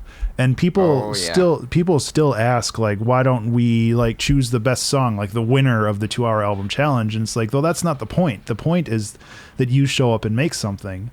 And if we start, yeah, you know how you choose the winner? Go to their SoundCloud or their Bandcamp and like download that song. That's how you can choose the winner. Yeah, exactly. You can buy the album for $5 to charity, and then you can choose the winner and let us know what you think is the best one is. But like as a community, like everybody wins, and that's a stupid like cliche saying, but I think that it's really valuable that people understand that it's just like the you win by submitting something, and that's really important to me. So when people ask, like, why don't we have like a vote on like the best song, or like what's the most interesting or, you know, inspirational song that came out of this? It's like, no, we don't have to do that, because that'll just lead to drama. Yeah. And I don't know if you were there during the time that I talked about this, but during the time where I was part of the 2-hour album challenge, or 2-hour track challenge, 2-hour track Sundays, the Reddit thing, when I started, my song got voted like as best song 3 or 4 times in a row when I first started, and like that was great for my ego, but it caused a lot of drama in the group. And it's just like, dude, let's just not vote anymore. I don't care, like, because people were starting to vote against me simply because it was my song, and it's just like, I don't care. I don't want to be chosen the best, because I didn't feel like my song was the best. It was just different. A lot of the people that wrote music in that group was like guitar and singing, or very folksy, or obviously recorded in a garage with like drums and a bass and stuff. And it's just like, I had better production quality. I didn't necessarily have better music. And I think that that's really an important part of this too, where it's like the presentation goes a long way with quality of the song, and the presentation just comes from doing the work. It's learning how to do the music mechanically, which is a theme we keep going back to because it's really important. Yep. So yeah, like I think that even though like I quote unquote won the challenge, it's like, well, that's not really the point. The point is that we all kind of made something together. So yeah. The other really interesting thing to your point about, you know, voting who's the best person, I think oftentimes people treat music as a meritocracy. Mm-hmm. And I think that comes from just that this is gonna go deep. Whoa. But it's like how we just see things as a society, because we're so used to, I think, having that contest of, oh, mine's better. Yeah. Or mine's better. And I think that's one of the values of, you know, like the 2-hour album challenge, where it sort of breaks down that barrier of, oh, you know, we can all be the best, but not in a self-serving way, if that makes sense. Mm-hmm. Yeah, absolutely. Yeah, I mean, I think that the challenge in general is all about self-improvement. And right. If you finish a song, you improved in some tiny way, and hopefully it gives anybody participating the motivation to either try again next time the challenge comes around, or just try again on their own. Like the fact that you can make a song in 2 hours is incredibly empowering, because not everybody, but usually you have at least 2 hours a week to yourself. And if you are dedicated to making music, you can probably find those 2 hours once a week to do this. And it's really, really valuable to be able to kind of do that, because again, it's like going to the gym. It's all about improving yourself and understanding how you function creatively. And there's a lot of YouTube videos out there. There's a lot of self-help books that talk about, you know, unlock your creativity and all this other stuff. And it's like, that's great. It works for you, but that doesn't work for me, because everybody's different, and it can help set you on the right path, but it's not going to get you where you need to go unless you put in the work. In order to unlock your creativity, there is no key for you to find. You have to like build the key. Yeah, exactly. And then you can unlock it. Mm-hmm. Exactly. That's a good way of putting it. So let's see, 2018. I think 2018 is when we started the 2-hour album challenge, and I think 2018 there wasn't too. I don't think there was too many. I think there was moments. 17 submissions to the 2-hour album challenge. Right. Yeah. But I'm thinking programming wise. I know there were a couple of games you worked on and off. I remember one of them. I think this one was earlier this year. Was the Bejeweled type one and Extreme Mining. Oh yeah. But I think there was one in 2018. Do you remember any potential game concepts in 2018? I think I think I started a couple, but I was so busy focused on marketing Color Jumper and trying to get people to notice it that I didn't really start anything new. I take that back. I did start that roguelike card game thing based off of the cat card game. Yeah. That thing's awesome. I was gonna mention that. Yeah, so I want to get back to that at some point. There were a couple ideas that kind of just got off the ground but didn't really go anywhere simply because I didn't have either the knowledge or motivation to make it happen. And I think that I've been working on another game recently that I'm hoping to finish soon. And once I'm done with that, I'll be more confident to try to tackle some of the more complex games.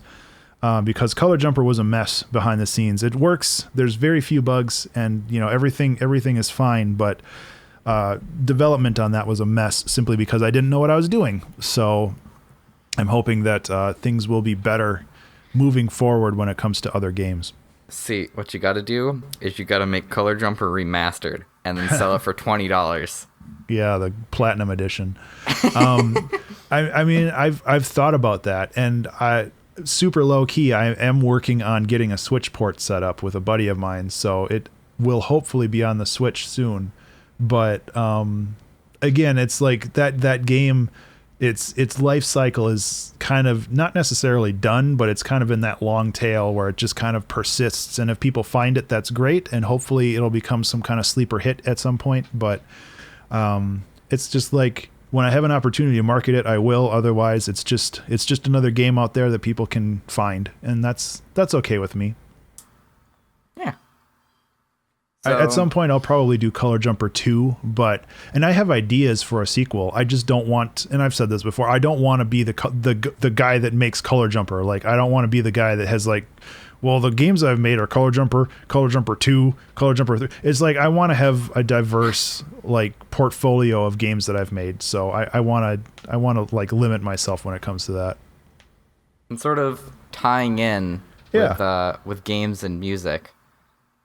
What sort of commission work were you doing? I know you did the Visual Out soundtrack, which is a banger and a half. Oh, yeah. What were some other?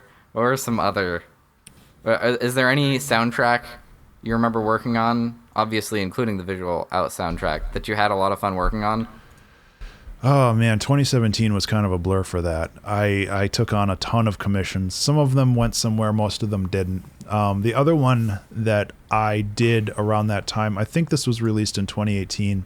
No, 2017. It's the MDH3, which is it's Spanish. It's Mauricio del Hongo, which is essentially like a Mario 3, Super Mario 3 kind of homage game that was made or was intended to be kind of like a Nintendo style game. So that was something that I made all in FamiTracker, and that was a ton of fun, but it was also really difficult because it was FamiTracker and it was making original music in FamiTracker, which I'm okay with now. I can get by. People see that I do the tutorials and think I'm some kind of expert, and it's like, no, I'm still learning too. But the idea of doing that, and I had, my 2017 was a huge mess just because I said yes to a ton of different projects and I got crazy buried. 2018 was me kind of finishing up those projects, and late 2018, early 2019 was me kind of understanding that I can actually burn out and, take some time off. So that was kind of a big problem for me.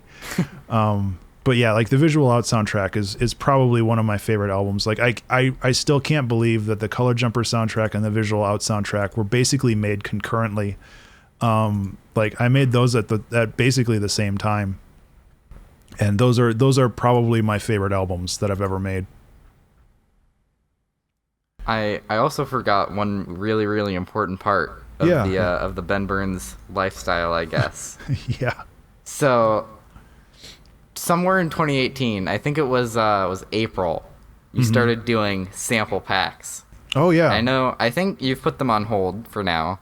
I have. I do plan on bringing those back at some point. It's just finding the time. Because again, like I said, it's like with the whole burnout thing, I basically just took the things that were important to me and I got rid of everything else, which is the Creative Exploration series, the sample packs, like all the other ancillary video series I was doing on YouTube. Like all of those kind of went away. Maybe they'll come back at some point. I don't know. But yeah, the sample packs, what were you going to ask? What was sort of the inspiration behind doing that? Did you just want to like be Minnesotan man in the woods and just like start beating two pieces of wood together? You're like, oh, I'm going to use this in a song. Well, okay. So the first sample pack I did was the Springbox pack. And that was because my wife got me a soldering iron for my birthday. So that, yeah, I would go, what was that? That sample pack is, I think, one of the best sample packs out of all the ones that you've released. Thank you. It's such a really diverse and interesting sample pack. But anyway, continue. Yeah. No, I agree. The inspiration for those comes from a mixture between Simon the Magpie, who is a YouTuber who does just a lot of crazy stuff. Basically, he's kind of a YouTuber that does his own thing, and he knows he does his own thing. So he's like. He like makes sample packs of like destroying a piano and doing all this other just amazingly crazy stuff that's probably too dangerous for him. And then another, he's not a YouTuber, but he does, he releases sample packs under the name Brian Funk, or back in the day, Afro DJ Mac. He recently rebranded himself. And he has made an Ableton sample pack, or an Ableton sound pack, specifically because they're like Ableton racks. He has made one every week for like the last 4 years or more, I think. Like it's crazy. And he was like really inspirational to me to try to do this, because I love having new sounds and I love making music out of found sounds, kind of like that bespoke sound thing, rather than using like the Vengeance sample pack, which everybody has. And I think that it was a lot of fun to do that, because it encouraged me to go out and try to find new things to record. And so the one you were talking about, the Get Wood pack, which is where I was up at the North Shore of Minnesota on vacation, and my wife was busy. My wife makes jewelry, so she was busy with a shop trying to like set stuff up and doing a workshop, I think. And I just had some free time, so I was like, where's a good place to go that's far away from everybody? Because I wanted to record sounds, and I got on this old snowmobile trail out in like the North Woods, probably like 10 miles away from anybody. And I was able to just go in there with the microphone for, it was really like 15 minutes because the mosquitoes were real bad, but I was able to just record a bunch of really, really interesting and cool samples. And I still use those samples in my songs just because they're so unique and so interesting. And I really want to go back there and make another sample pack like that, because it was a ton of fun despite the mosquitoes. And people seem to really enjoy that one. But aside from that, then I just did weird stuff that would fill out my sample library. Like I don't have a lot of sounds of fruit, which makes a ton of really cool sounds. If you're looking for like gore or any of that other stuff, a lot of that comes from squishing fruit and like destroying melons and all that other stuff. Like those sound effects are in a lot of gore and like horror movies, just because it has that squishy, squelchy sound to it. So I went and recorded some of that because I didn't have anything like that. And part of this is just because I like doing this stuff on my own and learning how it works, and part of it's just because then I'll have it forever, and if I have it, why can't I just share it with other people or sell it for a couple bucks?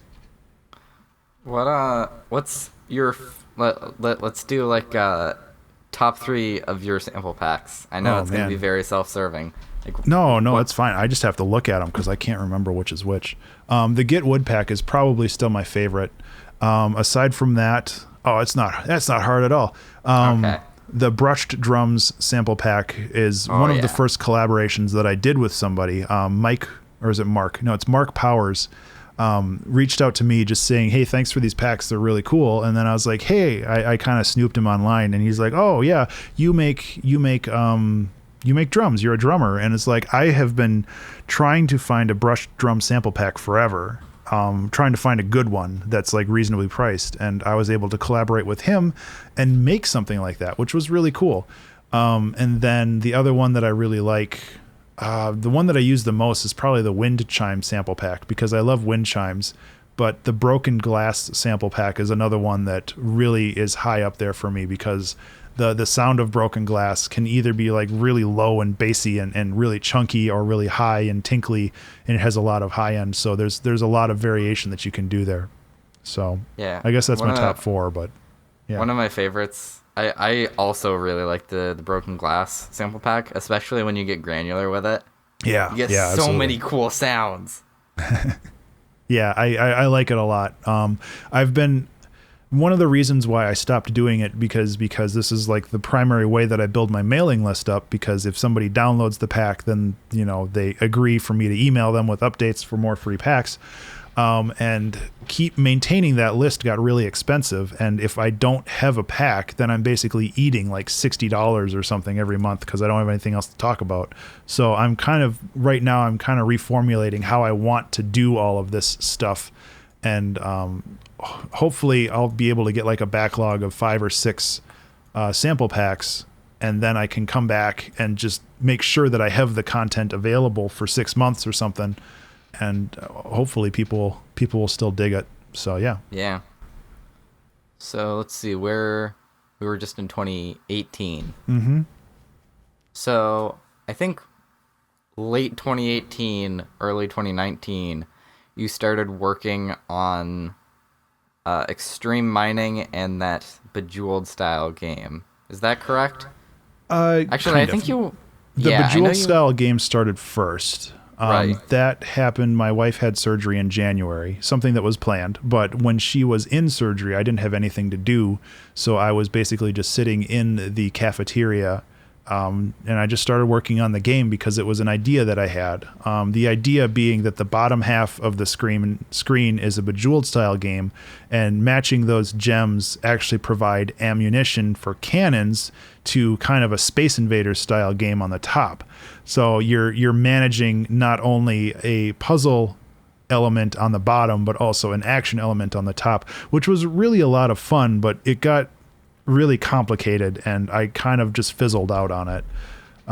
Which happens, like the same thing with music. Sometimes you put a lot of effort into something and just realize, oh, this isn't fun at all.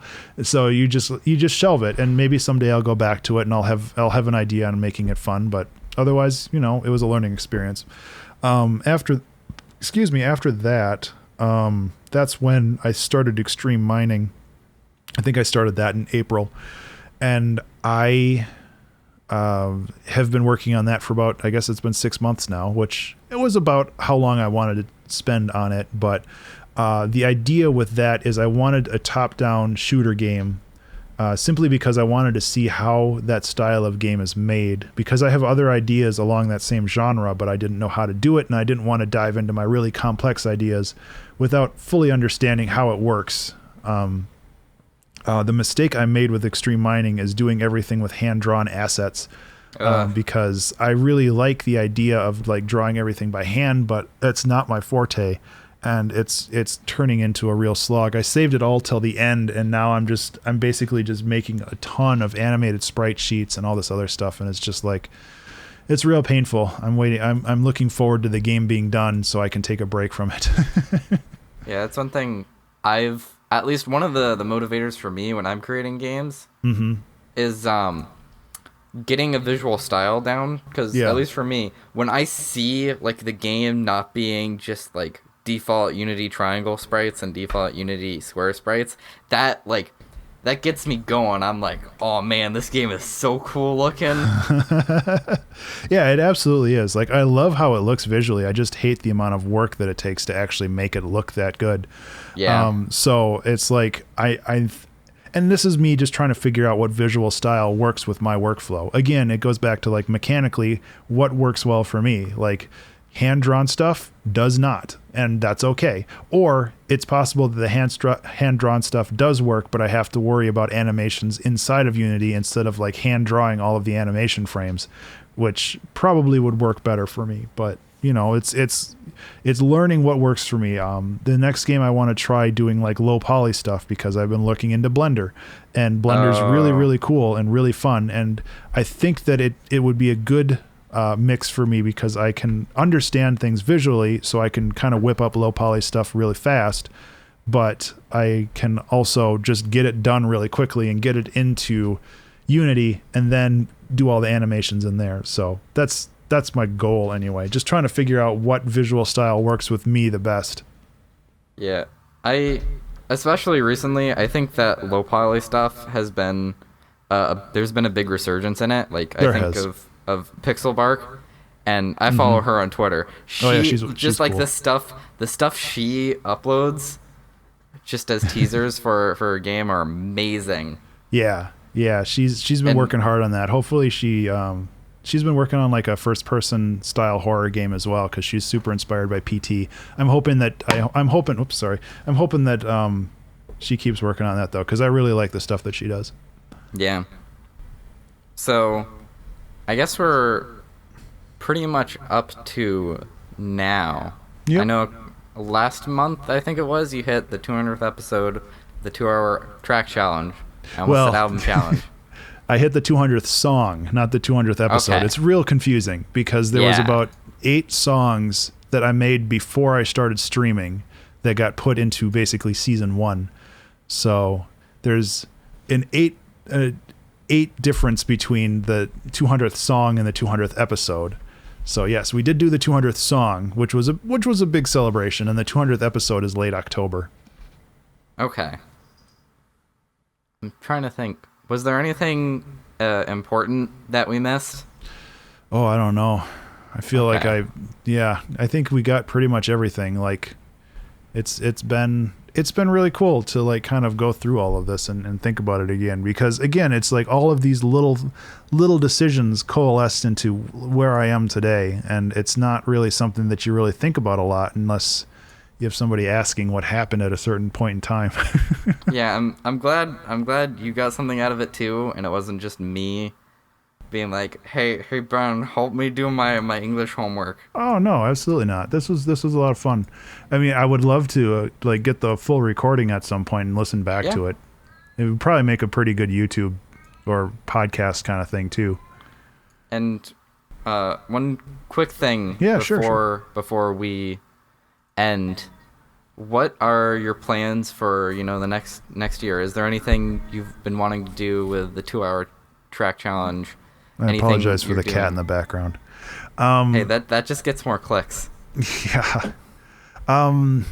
So recently I did hire somebody for business development, because like I learned with Color Jumper, it's like I can't do everything myself. I have to at some point get a professional to kind of help guide me in some things that I don't understand. So business development is a big thing for me right now, where I'm just trying to kind of knock out all of the things in the background that have been kind of plaguing me. The Act 3 for the Maker's Eden soundtrack has been something that I've been meaning to do for like a year and a half or more now, which is something I just need to get done. And a bunch of other commission projects that have just been sitting in the background simply because the developers aren't really working on it due to life things. So why should I work on it? So I'm kind of a chronic procrastinator when it comes to that stuff.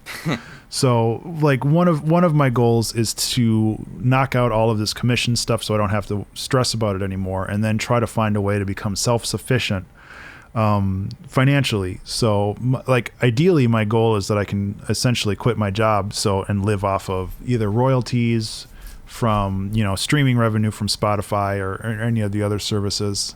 But that's the long-term goal anyway. I don't really have a direct plan for the next year, but I would really like to kind of lean into being more self-sufficient with my creative exploits, rather than, suffering, not suffering, but going through my day job, which takes up a lot of my time, and then getting home and kind of doing as much work as I can on my other creative stuff before I get tired and just kind of collapse.